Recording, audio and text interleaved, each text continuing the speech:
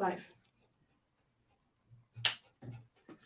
Hi, welcome to Mountaintop Chats with your guru, Rod Barker. I'm so excited today. We have a guest that I'm just personally very excited about. Brent Landels, that is running for the office of Oregon Realtor President. And let's bring Brent on, Karen. He's there. Brent, welcome to the show. I'm so excited to have you on the Mountaintop Chats with yours truly, the real estate guru. And how are you doing today? Doing fantastic. It's always great to chat with you, Rod. Oh, fantastic. Yeah, absolutely. So Brent, you have such a deep background in real estate.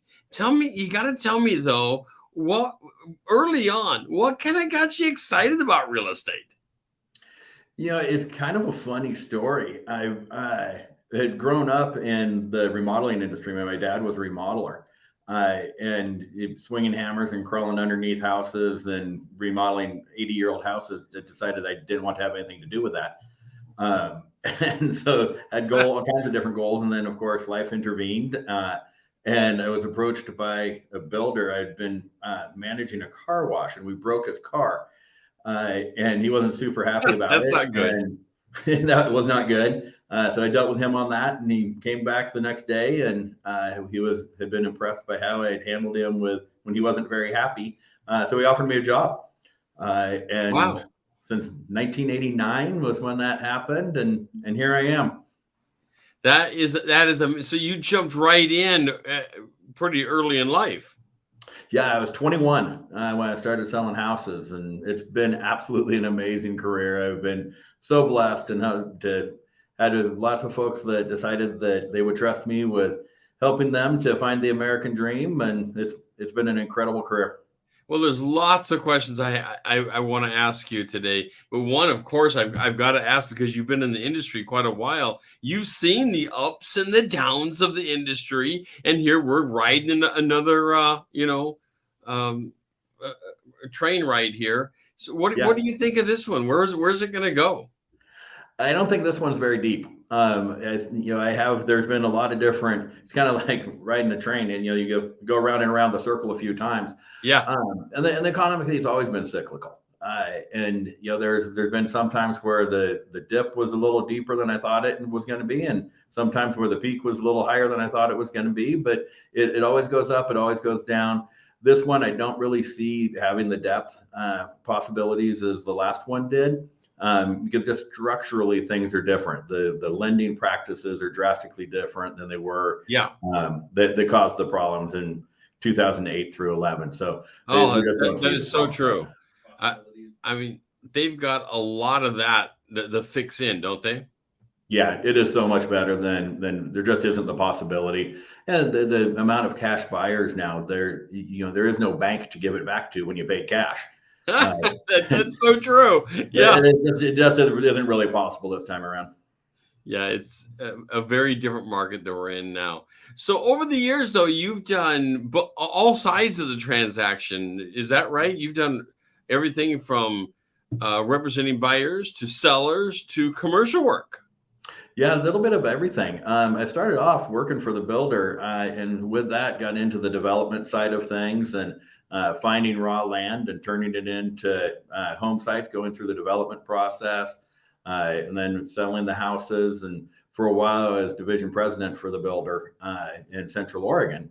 And so then I was doing everything. I didn't know that, Brent, that you were president for the Builders Association. Not for the association, for the builder that I was working for. Okay. That's how I spent half my career in Portland. For 16 years, I was in Portland.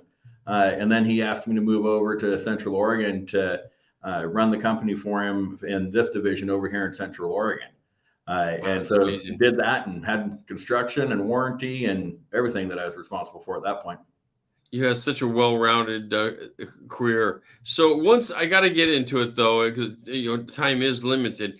I got to ask. Once upon a time, there's no better way to enter it than saying that. So once upon a time, you decided to look at administration. Mhm. because you'd been selling for a long time, selling, but whether you're representing a buyer or representing the seller, you'd been involved in real estate a long time. But at some point in time, you decided to dip your toe onto the administration side. Yeah, and it's really been fantastic. It was about 2015, 2016 when I'd been doing some things with helping out the city, volunteering for committees for City of Bend, for Deschutes County, and the couple of people from the association tapped me on the shoulder and asked if I'd be involved in working on the government affairs committee and a couple of those things, and kind of found my niche and my passion for volunteering and helping out the association and trying to make things make sense to where we're trying to hopefully get government to do things that made sense for everybody, so that we weren't doing things to damage the possibility of people finding their portion of the American dream. And you served on some of the key committees like a GAC. Yes, yeah, I've been on the Government Affairs Key Committee at the state level. I serve on campaign services on the national level. I'm the president of Central Oregon Association of Realtors right now as well. So it's busy for sure. Oh, wow. Wow. So now you're looking at yet the next step in your career. We'll call it the political side of it, but still real estate for sure. And you've got your eyes focused on a prize, and that would be Oregon Realtors president. Yes, I'm very excited about it. I really have kind of three main goals of what I hope to accomplish during my time with volunteering and being involved on those type of things. And the first of it is kind of fun. I like being able to build our bench, for lack of a better term. Yeah, I'm getting a little long in the tooth, and I want to do everything I can to help bring other younger realtors along and get them inspired to be involved with the association also. And build that I guess the inspiration in them to where they want to do more than just help their clients and help the help the community as well also at the same time, and try to make it to where we're doing the right things for the right reasons. do you think there will be budgetary constraints for these goals? Well, as far as the stuff with building our bench, really, I think a lot of it was just talking to the younger realtors and explaining to them, all of the advantages and the things that they can learn, and it makes them better realtors. The more time that they spend with people who want to be mentors and want to help them out, and then they can turn around and say, I had so many people that helped me in my career and were mentors to me with really no way for me to be able to pay them back. So that's truly what I view. One of the things that I'm doing now is those people who helped me, this is how I pay them back, is I help the next generation and help them with, making good decisions and helping their clients. I love it, Brent. Looking back just real briefly, the last 2 or 3 years, that if you put a house up for sale, anybody could sell it. Everything's sold. It's been a market beyond hot. It's been the crazy hot. But that's not our normal market. So how do we really haven't focused in training the next generation? So is that what you're talking about, is a deeper training? Yeah, and making people aware that it's so much healthier when buyers get to make buying decisions instead of buying reactions. It was so hot that literally you'd list a house and you'd have 5 offers on it in the first 24 hours. I know. That's not good for anybody. It's not good for the buyer. Buyer remorse. They don't like it as much as they thought they were going to. Not doing inspections on homes. Waiving all kinds of appraisal requirements. It was a crazy time. Time. It is much healthier right now. People get to make a buying decision. They get to look at 8 different houses and 10 different houses and see which one best fits the needs for their family. 2 years ago, we put one of our listings up, and we had multiple offers by the time the sign hit the ground. It was crazy. That's not what the business is really about, is it? No.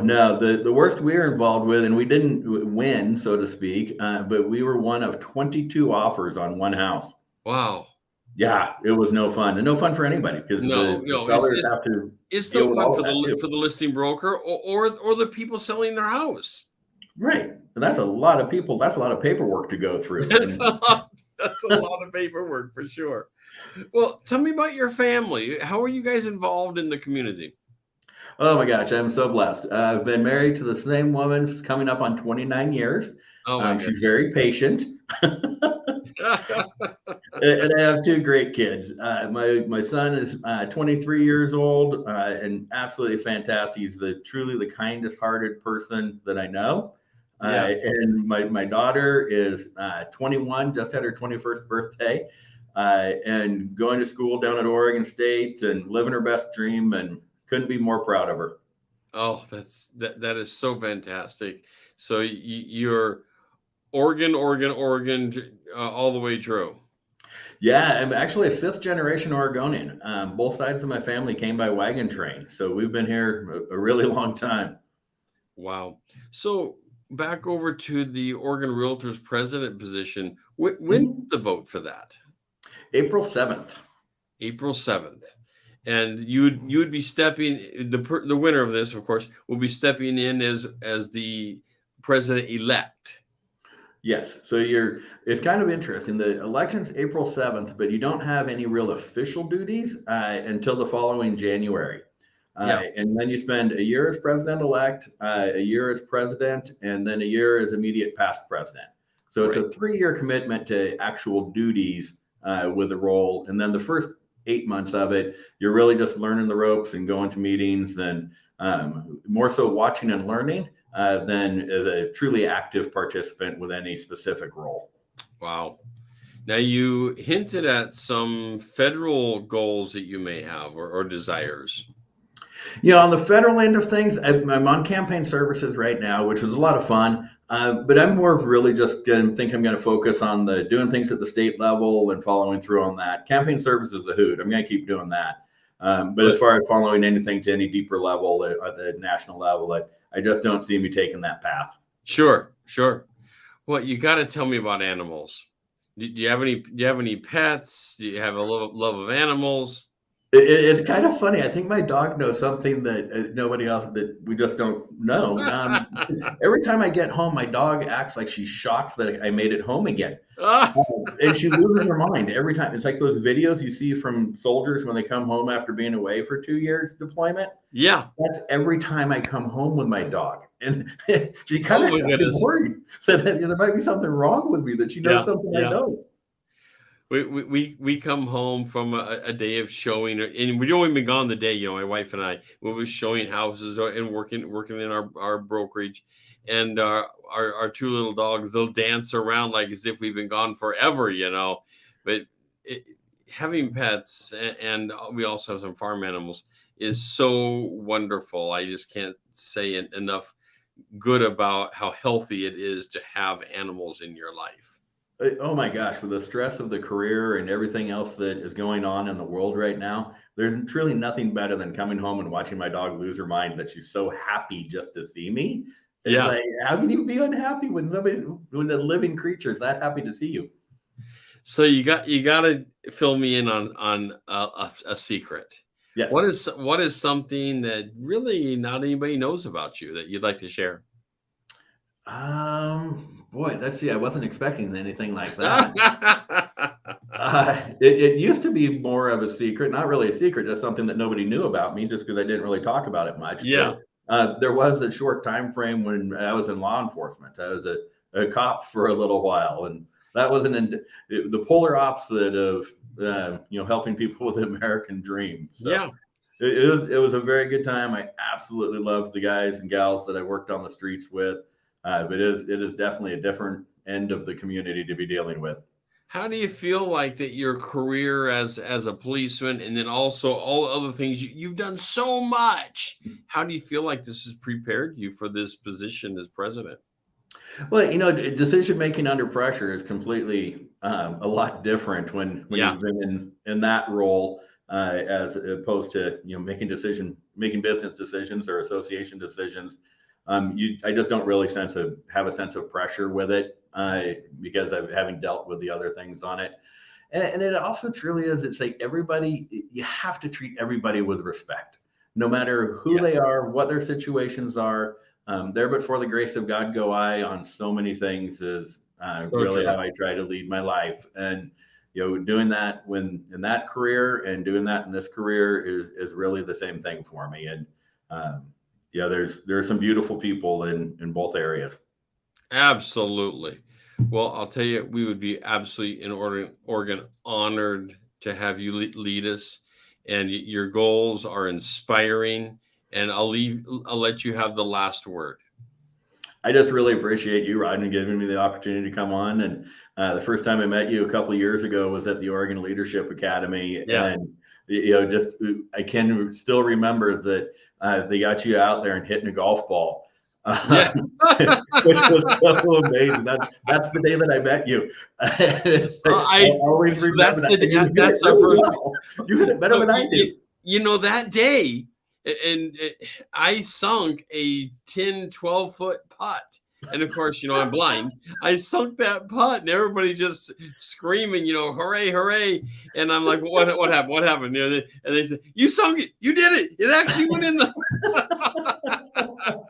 Just shows you how we can accomplish anything when we put our mind to it. You absolutely can. You want to be involved, and we are so honored that you are even running for the position, and even more honored today that you are handed the keys to the throne, as they say.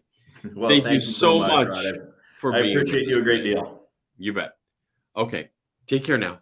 All right, have a great day. You bet. This has been another time on real estate on Mountaintop Chats with your guru, and it was such a pleasure today to interview Brent, and we are looking forward to more interviews as the days come, and looking for at some other leaders in our industry. So thank you so much. Don't forget to join me on my channel at your-realestateguru.com. Let me go over that again. You can probably see it in the banner down below. It's your-realestateguru.com. That's my YouTube channel, where you can go there, and we have hundreds of videos helping you build your business bigger than you could have ever imagined before. See you next time.